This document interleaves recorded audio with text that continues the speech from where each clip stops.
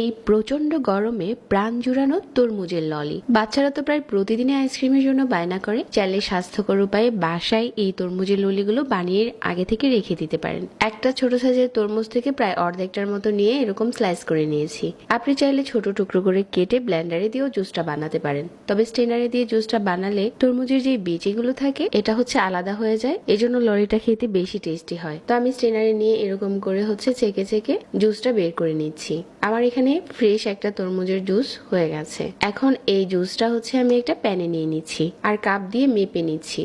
2 কাপের মতো হয়েছে। এখন সাথে কিছুটা মিষ্টি করার জন্য 1 ফুট কাপ চিনি দিয়ে দিচ্ছি। চিনি কিন্তু যার যার টেস্ট অনুযায়ী। 1 টেবিল চামচ কর্নফ্লাওয়ার দিলাম। সবকিছু একসাথে করে মিশিয়ে নিচ্ছি। এখন 1 টেবিল চামচ রুয়াবজা দিয়ে দিচ্ছি। এখন এই প্যানটাকে চুলাতে বসিয়ে দিলাম আর মিডিয়াম আঁচে জাল করে নিয়েছি। আর আমি যেহেতু এখানে ফ্রেশ জুস নিয়েছি, এখানে শুধু একটা বলক উঠলেই চুলা থেকে নামিয়ে নিতে পারবেন। আপনি আপনার পছন্দ মতো যে কোনো কিছুতে জমাতে পারেন।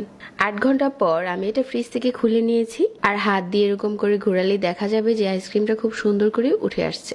বানানো হয়ে গেল ঠান্ডা ঠান্ডা তরমুজের ললি।